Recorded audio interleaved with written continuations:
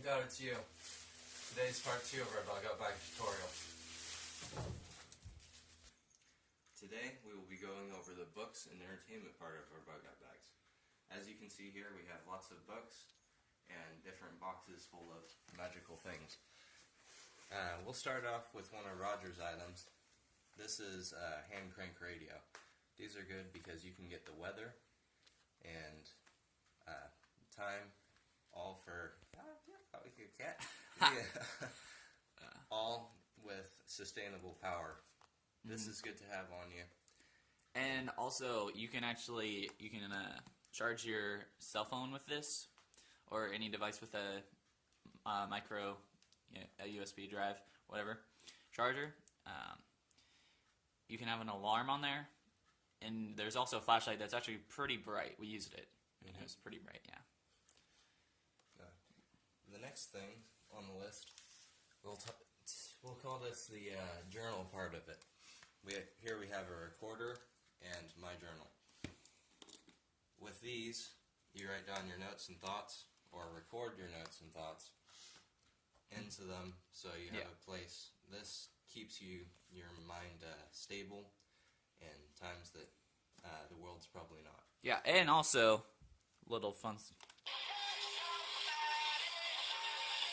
You can jam out, if you make a mixtape. Okay, next part, musical instruments. This is Roger's. I'm not into musical instrument quite as bit as... And this is we should also go over the brands and stuff that these are. This is just a Hohner blues bender. It's one of the moderately priced ones. It's like $20. You buy it at most music stores. And it's actually a really good harp. It's one of their cheaper ones, but it's actually better quality. So, next part of this is your entertainment and faith. And these can keep you, also help with stabilizing your mind. You have something to believe in, or in this case, you can just learn how crappy chemicals are. And it can be any book. Really, doesn't it? Of course, it doesn't have to be Silent Spring. You're a braver man than I if you use Silent Spring. The next thing is our information and plant identification part. This is Roger's. He's more into the mycology thing. The mushroom identification. This is good for food gathering. Although I wouldn't say that. What are you trying to say, Cameron?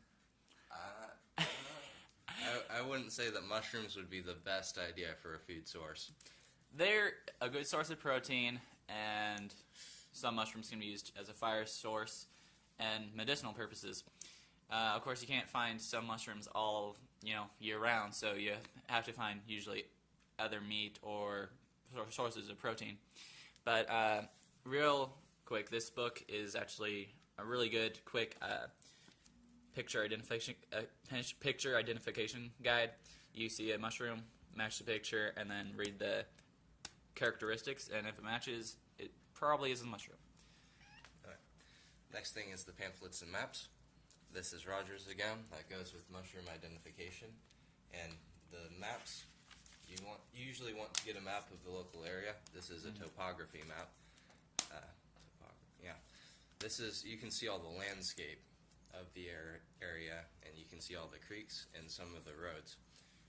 These are a good map to have, because you don't necessarily have to have it up to date, because the landscape doesn't change that much. And real quick, this one, it's for the Pacific Northwest, so obviously get one for your area. And this book is okay. It has all, I'm sure you can get a pamphlet similar to this for your area. And these ones are cool just because they have a little bit of information, but then they just have specific edible ones, which is really handy because it's a lot of good information in a small package. Yeah, less weight. This is more my book that I have on me. This is the trees and plants of the North America. And I'm gonna ask a kind of dumb question, in case some of the viewers are wondering. Like, Why do we need to know different types of trees? Food. Food.